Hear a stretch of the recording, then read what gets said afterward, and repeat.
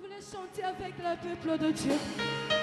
Je ne sais pas qu'est-ce que tu désires ce matin. Moi, je te demande d'être confiant parce que ton Dieu est fidèle. Peu importe la situation que tu traverses, il est fidèle. Est-ce que tous ensemble, nous pouvons le dire, Jésus est fidèle. Alléluia, alléluia. Oh, mon Jésus est fidèle. Déclare-le ce matin. Mon Jésus est fidèle. Déclare-le. Non, je te dis qu'il est fidèle ce matin. Déclare-le. Dis-le encore plus fort. Quelle que soit la maladie, il est fidèle. Quelle que soit la stérilité, il est fidèle. Quel que soit les chômages, il est fidèle. Et il est fidèle.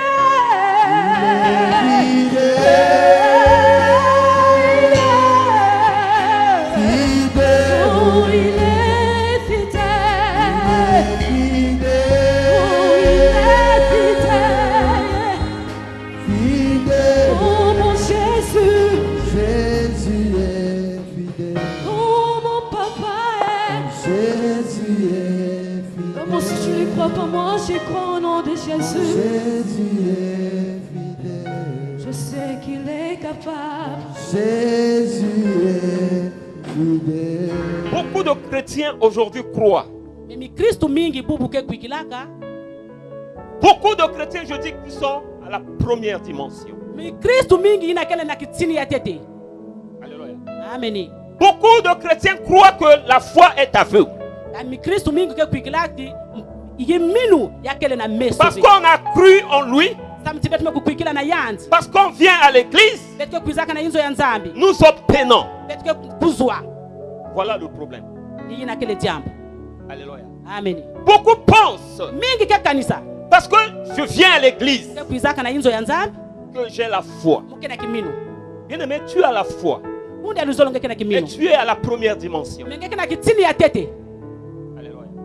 Amen. La foi qui produit le miracle. La foi qui attire la présence de Dieu. C'est lorsque la foi atteint la deuxième dimension. Alléluia. Amen. Lorsque tu démontres que tu as la foi. Alléluia. Amen. Or, la foi est une ferme assurance des choses qu'on espère, mais aussi une démonstration des choses qu'on ne voit pas. Alléluia. Amen. Alléluia. Amen. Je pense que le mercredi, parce que nous allons enseigner sur la foi.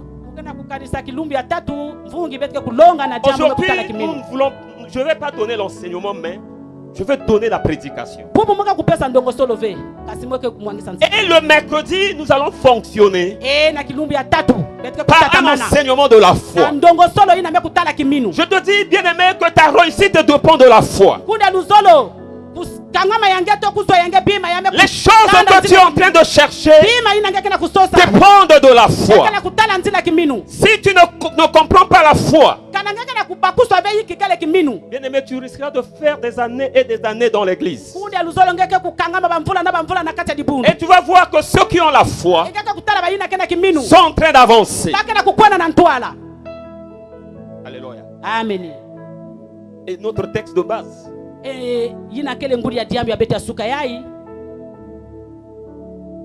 nous allons prendre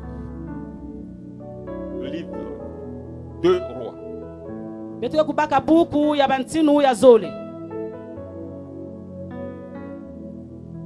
2 Rois au chapitre 4. Nous lisons du verset 8 au verset 37. Là, il y a beaucoup de principes que j'ai compris.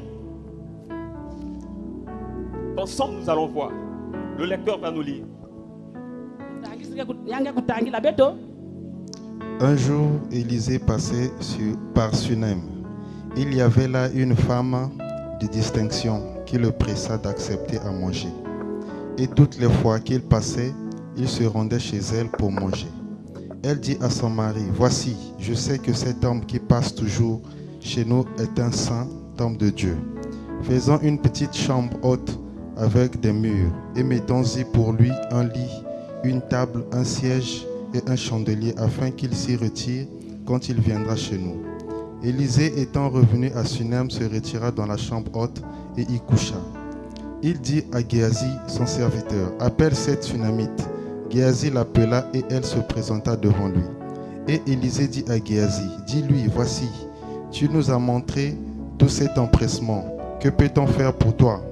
Faut-il parler pour toi au roi ou au chef de l'armée? » Elle répondit, « J'habite au milieu de mon peuple. » Et il dit, « Que faire pour elle? » Géasi répondit, « Mais elle n'a point de fils et son mari est vieux. » Et il dit, « Appelle-la. » Géasi l'appela et elle se présenta à la porte. Élisée lui dit, « À cette même époque, l'année prochaine, tu embrasseras un fils. » Et elle dit, « Non, mon Seigneur, homme de Dieu, ne trompe pas ta servante. » Cette femme devint enceinte et elle enfanta un fils à la même époque l'année suivante, comme Élisée lui avait dit. L'enfant grandit et un jour qu'il était allé trouver son père vers les moissonneurs, il dit à son père, « Ma tête. » Le père dit à son serviteur, « Porte-le à sa mère. » Le serviteur l'emporta et l'emmena à sa mère. Et l'enfant resta sur les genoux de sa mère jusqu'à midi, puis il mourut. Elle monta le coucher sur le lit de l'homme de Dieu, ferma la porte sur lui et sortit. Elle appela son mari et dit, « Envoie-moi, je te prie, un de tes serviteurs et une ânesse. Je veux aller en hâte vers l'homme de Dieu et je reviendrai. » Et il dit, « Pourquoi veux-tu aller aujourd'hui vers lui? Ce n'est ni nouvelle lune, ni sabbat. » Elle répondit, « Tout va bien. » Puis elle fit sceller l'ânesse et dit à son serviteur, « Mène et pars, ne t'arrête pas en route sans que je ne te dise. » Elle partit donc et se rendit vers l'homme de Dieu sur la montagne du Carmel. L'homme de Dieu, l'ayant aperçu de loin, dit à Géasi, son serviteur, « Voici cette Sunamite. Maintenant cours donc à sa rencontre et dis-lui, « Te portes-tu bien? Ton mari et ton enfant se portent-ils bien? » Elle répondit, « Bien. » Et dès qu'elle fut arrivée auprès de l'homme de Dieu sur la montagne, elle embrassa ses pieds. Géasi s'approcha pour la repousser. Mais l'homme de Dieu dit, « Laisse-la, car son âme est dans l'amertume, et l'Éternel me l'a cachée et ne me l'a point fait connaître. » Alors elle dit, « Ai-je demandé un fils à mon Seigneur? Ne t'ai-je pas dit, ne me trompe pas? » Et Élisée dit à Géasi, « Saint terrain, prends mon bâton dans ta main et pars. Si tu rencontres quelqu'un, ne le salue pas, et si quelqu'un te salue, ne lui réponds pas. Tu mettras mon bâton sur le visage de l'enfant. » La mère de l'enfant dit, « L'Éternel est vivant et ton âme est vivante. Je ne te quitterai point. » Et il se leva et la suivit. Géasi les avait dévancés, et il y avait mis le bâton sur le visage de l'enfant, mais il n'y eut ni voix ni signe d'attention. Il s'en retourna à la rencontre d'Élisée et lui rapporta la chose en disant, « L'enfant ne s'est pas réveillé. » Lorsqu'Élisée arriva dans la maison, voici l'enfant était mort, couché sur son lit. Élisée entra et ferma la porte sur eux deux, et il pria l'Éternel. Il monta et se coucha sur l'enfant. Il mit sa bouche sur sa bouche, ses yeux sur ses yeux, ses mains sur ses mains, et il s'étendit sur lui. Et la chair de l'enfant se réchauffa. Élisée s'éloigna, alla çà et là par la maison, puis remonta et s'étendit sur l'enfant. Et l'enfant éternua 7 fois, et il ouvrit les yeux. Élisée appela Géasi et dit, « Appelle cette Sunamite. » Géasi l'appela, et elle vint vers Élisée, qui dit, « Prends ton fils. » Verset 37. Elle alla se jeter à ses pieds et se prosterna contre terre, et elle prit son fils et sortit. Amen. Amen. Est-ce qu'on peut acclamer le Seigneur pour ça? C'est notre texte de base. Alors, quand nous lisons, nous allons lire, il y a beaucoup de versets bibliques. Alors, nous allons interpréter ce texte. La Bible nous dit qu'un jour, Élisée passait par Sunem. Il y avait là une femme de distinction. En fait, Sunem, c'est une ville. Cette femme, elle était originaire de Sunem. La parole dit que c'était une femme de distinction. Dans d'autres versions, on dit que c'est une femme riche. Alléluia. La distinction ici, c'est cette marque d'honneur qui désigne quelqu'un à l'attention d'autrui. Ça veut dire que cette femme, elle considérait des gens. Elle avait l'éloquence dans son langage. Elle savait recevoir. Mais cette femme avait un problème. Alléluia. Amen. Elle était riche. Elle était dans un foyer. Mais elle avait un problème. Si bien que je te dis ce matin, bien-aimé, quel que soit ce que tu possèdes, quelle que soit ta position sociale, le diable n'aura pas peur de ta position. Quels que soient les moyens que tu as, le diable n'a pas besoin de ça. Il n'aura pas peur de toi. Mais le diable a peur de celui qui a la foi. Alléluia. Amen. Cette femme avait des moyens. C'était une femme de distinction. Mais elle avait un problème. Alléluia. Amen. Et pourtant, elle avait la considération.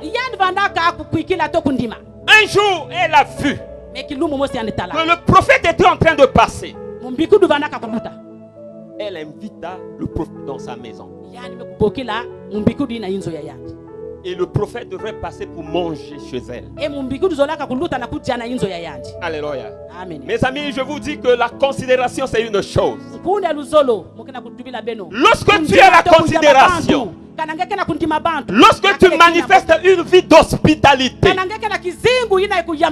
l'hospitalité ouvre les portes. Alléluia. Tu ne sais pas la personne que tu es en train de recevoir dans ta maison. À cause de l'hospitalité, la parole nous dit il y a des personnes qui ont reçu des sang dans leur maison. Alléluia. Amen. Alléluia. Amen. Le premier principe, c'est l'hospitalité.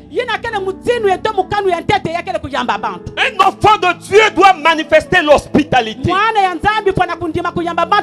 Car l'hospitalité fait partie de la foi. Alléluia. Elle a reçu l'homme de Dieu. L'homme de Dieu mangeait chez elle. Mais un jour, l'homme de Dieu repasse encore dans sa maison.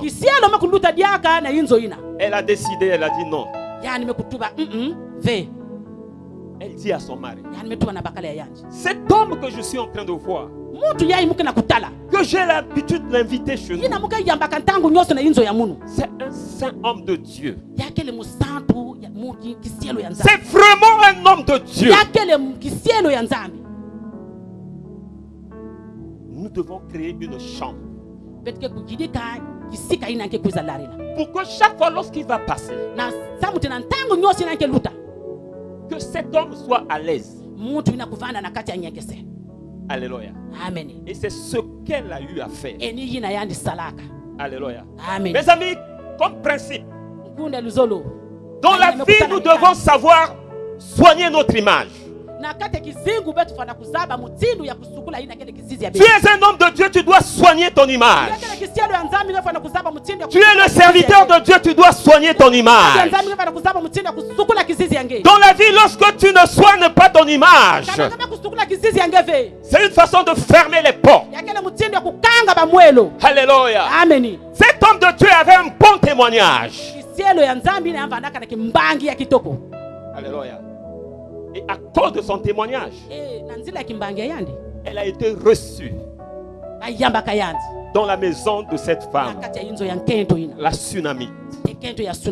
Alléluia. Amen. Alléluia. Amen. Mes amis, ici, lorsque nous regardons Élisée,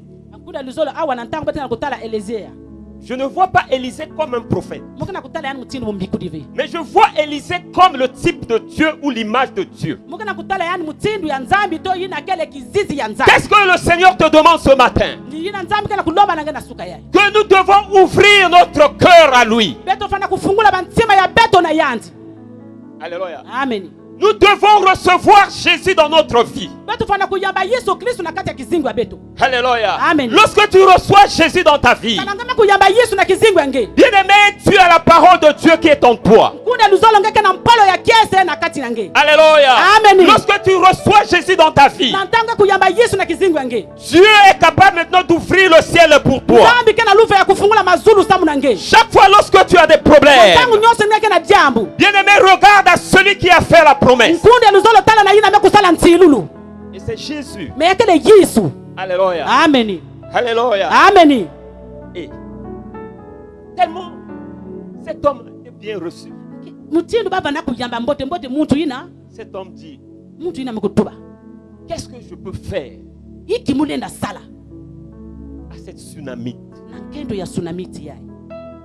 Qu'est-ce qu'on peut faire? Il demande à son serviteur Géasi. Elle nous a bien reçus. Chaque fois lorsque nous passons ici, elle nous reçoit bien. Mais quelle est la récompense que nous devons la donner? Alléluia. Amen. Élisée demande qu'on appelle la tsunami. Et le prophète est en train de parler à la tsunami. Qu'est-ce que tu veux qu'on te donne? Est-ce qu'il faudrait qu'on te parle au roi? La tsunami te dit non. Alléluia. Elle dit non. Est-ce qu'il faudrait qu'on te parle, qu'on dise de toi, qu'on parle de toi aux hommes de la terre? Elle a dit non. Alléluia. Mais Géasi a remarqué une chose. Mais cette femme a un problème. Il dit à son Seigneur, qui est Élisée, mais cette femme n'a pas d'enfant. Alléluia. Amen. Mes amis, cette femme n'était pas stérile. Alléluia. Amen. Cette femme n'était pas stérile. Mais la femme avait l'habitude de perdre ses enfants. Est-ce qu'on se comprend? Chaque fois, elle n'était pas stérile, mais elle mettait au monde. Mais chaque fois lorsqu'elle met au monde, l'enfant peut grandir. Mais la finalité, elle doit perdre son enfant. Alléluia. Amen. Pour cette femme, c'était un enfant. Mais ce matin, je te dis, je ne sais pas ce que toi tu as perdu. Quelle est la chose que tu as perdue? Pour cette femme, c'était l'enfant. Vous savez que l'enfant fait la joie de sa maman. Alléluia. Amen. Ça veut dire que cette femme n'avait pas la paix. Alléluia. Amen. Elle n'avait pas la paix. Lorsque le prophète lui dit que qu'est-ce que nous pouvons faire pour toi, elle a dit non merci. Je vis au milieu de mon peuple et je ne manque de rien. Première dimension. Alléluia. Amen. Vous savez qu'elle avait un problème, mais elle dit que je ne manque de rien. Voilà pourquoi on a dit que cette année c'est une année de victoire. Cette année-ci. Alléluia. Amen. Dans la vie on sait que toi tu es stérile. Mais moi je dis ce matin, cette année, si tu embrasseras un enfant. Alléluia. Amen. Vous savez que Dieu est dans sa parole. Dieu veille sur la parole de ses serviteurs. Et ce matin, je viens comme un serviteur de Dieu pour t'annoncer que cette année-ci, le Seigneur va faire des grandes réalisations dans ta vie. Cette année-ci, le Seigneur va changer votre histoire. Cette année-ci, le Seigneur t'emmènera dans les hauteurs. Cette année-ci, le Seigneur fera. Cette année-ci, je dis que la foi c'est pas demain. La foi c'est maintenant. La foi c'est maintenant. La foi n'est pas dans le futur. La foi n'est pas dans le passé. Mais la foi est dans le présent. Cette année-ci tu embrasseras. Alléluia. Le Fils représente, mes amis, quelque chose qui est cher. Certainement peut-être que c'est le mariage que tu es en train de chercher. Alléluia. Amen. Le Fils est quelque chose qui est précieux. Je ne sais pas dans ta vie, parfois tu ne dors pas bien. Alléluia. Peut-être que lorsque tu dors, tu es combattu. Le Seigneur veut mettre fin à cette histoire. Parce que cette année, c'est une année de victoire. Cette année, c'est une année de victoire. Alléluia. Amen. C'est une année de victoire, mes amis. C'est une année de victoire. Je suis en train de voir la victoire dans ma vie. Je suis en train de voir la victoire dans ta vie. Je suis en train de voir la victoire. Je suis en train de voir la victoire. Alléluia. Amen. Dieu est bon. Dis à celui qui est à tes côtés, Dieu est bon. Alléluia. Amen. Mais il te demande une seule chose, la foi. Dieu a prononcé la parole. La Bible nous dit, et à cette même époque, la femme est tombée enceinte. Alléluia. Amen. La femme est tombée enceinte. Elle a touché l'enfant entre ses bras. Ce que Dieu dit est vrai. Alléluia. Amen. Vous savez, mes amis, la foi c'est une autre chose. La foi c'est la folie. La foi c'est un comportement spirituel que nous devons adopter. La foi est une capacité spirituelle de vision et de persévérance. Alléluia. Les hommes et les femmes de foi ont une vision. Les hommes et les femmes de foi persévèrent. Alléluia. Alléluia. Amen. La foi c'est un risque spirituel. Une personne qui manifeste la foi ne renonce pas. Mon ami, je te dis qu'on ne renonce pas. Je te dis n'abandonne pas. Donc il n'y a pas encore le résultat. N'abandonne pas parce que celui qui a fait la promesse est fidèle. Alléluia. Amen. Celui qui a fait la promesse est fidèle. Pourquoi tu vas abandonner? L'abandon c'est ce qui vient aux faibles. L'abandon est réservé à ceux qui n'ont pas la foi. Alléluia. Amen. Alléluia. Amen. Je suis en train de dire à quelqu'un, le problème de ta bénédiction, le problème de ta destinée ne dépend pas d'abord de l'église, mais dépend de toi-même. Alléluia. Amen. Si tu as la foi, tu peux influencer le monde. Alléluia. Amen. Si tu as la foi, bien-aimé, tu as la capacité de communiquer la foi. Et ce matin, je suis venu pour te communiquer la foi. Alléluia. Amen. Alléluia. Amen. La foi, c'est le risque qu'on prend. Devant les hommes, c'est la folie. Alléluia. Amen. Vous savez qu'un homme de foi, une femme de foi, pose les actes. Lorsque quelqu'un regarde comme ça,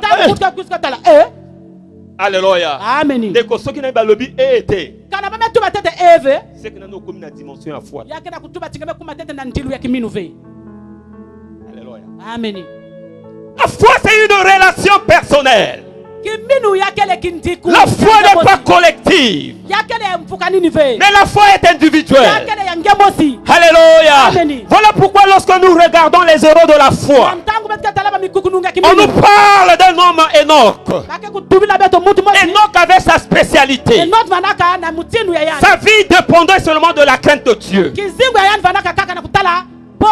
Enoch vivait pour plaire à Dieu.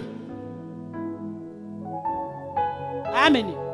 Voilà pourquoi, quand il n'a pas subi la mort, Enoch était enlevé. Enoch n'a pas vu la mort. Alléluia. Parce qu'il vivait pour plaire à Dieu. Alléluia. Amen. La foi est quelque chose de spécifique. Lorsque je parle à un homme comme Abraham, sa spécificité c'était quoi? C'était l'obéissance. Alléluia. Abraham vivait pour obéir à Dieu.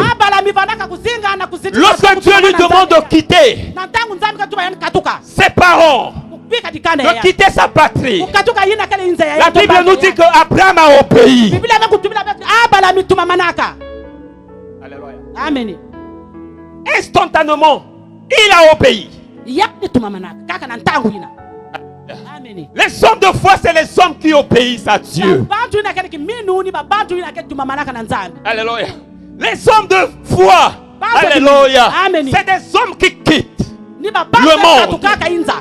Alléluia. Amen. Donc que tu es encore dans le monde, ça veut dire que tu te rends ennemi de Dieu.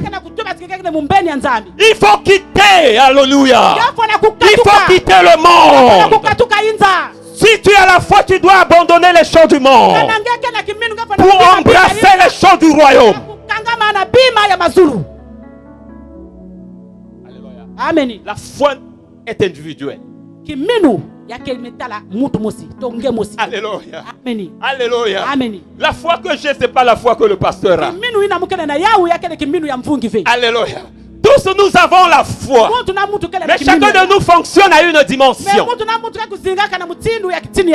Alléluia. Amen. Je dis que cette année que le Seigneur nous communique la dimension de la foi. Nous sommes une église de foi. Nous devons parler de la foi. Là où tu travailles, tu parleras de la foi. Là où tu es en train de vendre, parle de la foi. À cause de tes examens, parle de la foi. Celui qui a la foi n'échoue pas. Amen. Je n'ai pas vu un homme qui a la foi et échoué. Si tu as échoué, mon ami, c'est que tu es à la première dimension. Mais le Seigneur veut que tu démontres ta foi. Alléluia. Amen. Alléluia. Amen. Dis avec moi, j'aime la parole. Oh, mumekuzola kiminu. Mumekuzola mpolo. Mungana kutala dibundu majiji. Beno levu kila munu. Mpolo akilengi yaya tamu nkana kupula maboko. Alléluia. Beto nyose mekanga masui. Alléluia. Cet homme, cette femme, Keto yina. elle a tenu l'enfant entre tes mains. Yani simba kamwana na maboko ya. Mais comprenez maintenant, Mebeno kubakuswa ya. le diable est tellement rusé. Diabulu kana mayele ya yandi pe. Un jour, Kilumu mosi. la Bible dit que l'enfant était avec son père Biblia kana kutuba ti mwana vanaka na tata ya yandi. dans les champs. Na bilanga. Là où les moissonneurs, ils étaient en train de faire des récoltes. Kisika baba naka kubuka bambuma ya ba uto baba nakulokota bima bakundaka. Tout à coup, Kaka na mbala mosi. l'enfant dit, ah papa, j'ai mal à la tête, j'ai mal à la tête. Yaula mukana yitupasi tata mukana yitupasi. L'enfant dit Mwana metuba à son serviteur, na kisielo ya ba. le père dit à son serviteur, Tata metuba na kisielo ya ba. ramène-lui sa maman. Nata yana kisika ya mama ya yandi. Alléluia. Amen. Et la Sunamite Kentu ya tsunami tina. a pris l'enfant Yani entre ses mebaka bras. mwana na maboko ya yandi. Et elle resta avec l'enfant Yani mevanda na mwana. jusqu'à midi. Tina ngunga ya miti. L'enfant a rendu l'âme. Mwana amekuweza kufa. Quelle dimension? Alléluia. Amen. L'enfant est décédé entre ses bras. Alléluia. Amen. Comme principe, mes amis, l'homme qui a la foi ne s'agite pas. Alléluia. Amen. Elle n'a pas crié. Elle ne s'est pas agitée. L'enfant est décédé entre ses bras. Dimension spirituelle. Elle a pris l'enfant. Elle emmène l'enfant dans la chambre. La chambre haute. La maison réservée au prophète Élisée. Elle dépose l'enfant sur son lit. Et elle fait signe à son mari. Elle dit que je veux aller voir Élisée. Regardez le comportement de son mari. Le mari dit que aujourd'hui c'est pas la fête de la lune. Alléluia. Amen. C'est comme beaucoup, pasteur. Nous pensons que nous venons à Dieu seulement lorsqu'il y a des fêtes. Quand c'est le 31 décembre, vous allez voir Alléluia. Amen. Pour cet homme, lui pensait que pour s'approcher de Dieu, c'est lorsqu'il y a des fêtes. Alléluia. Amen. Et le mari pose la question à la Sunamite. Qu'est-ce qui ne va pas? Elle dit que tout va bien. Amen. Quelle dimension? L'enfant est mort. Mais elle dit que tout va bien. Les hommes de la foi ne baissent pas les bras. Même lorsque ça ne marche pas. Et toi tu as eu une vision spécifique. Tu sais que ton Seigneur est fidèle. Si aujourd'hui ça n'a pas marché, c'est que demain ça marchera. Elle dit que tout va bien. Tout va bien. Avec le Seigneur, tout va bien, mes amis. Alléluia. Avec le Seigneur, tout va bien. Aujourd'hui, tu es venu malade. Lorsqu'on va te poser des questions, dis que tout va bien. Alléluia. Tu es venu ce matin avec un problème. Tu as un problème de célibat au sein de ta famille. Lorsqu'on te demande, dis que tout va bien. Alléluia. Amen. Tu as un problème de chômage. Pose l'acte de la foi. La foi, ça se démontre. Alléluia. Amen. Je veux dire à quelqu'un qui ne travaille pas, chaque matin, commence à sortir comme un travailleur. Et lorsqu'on te pose la question, tu as trouvé le travail, dis oui. Alléluia. Je veux parler aux femmes qui ne conçoivent pas. Il faut poser un acte. Alléluia. Alléluia. Quand je regarde mon épouse, après le mariage, nous avons fait 5 ans. Alléluia. Elle n'avait pas avorté, mais elle a fait 5 ans. Et pourtant, nous étions dans la prière. Alléluia. Un jour, elle a posé un acte. Elle a acheté une chaise. J'appelais ça la chaise prophétique. Alléluia. Mais donc, quelques mois plus tard, je regarde mon épouse, elle a commencé à cracher. Alléluia. Pourquoi? Parce que c'était déjà dedans. Alléluia. La vie chrétienne, il faut poser des actes. Si tu as la foi, Dieu peut t'emmener quelque part. Tu es capable de t'emmener en Europe sans Fidèle, Dieu est fidèle, fidèle, mon Jésus est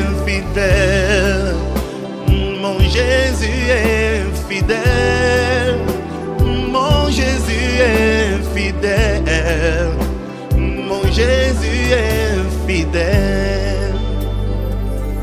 Je ne peux imaginer tout ce que tu as fait pour moi.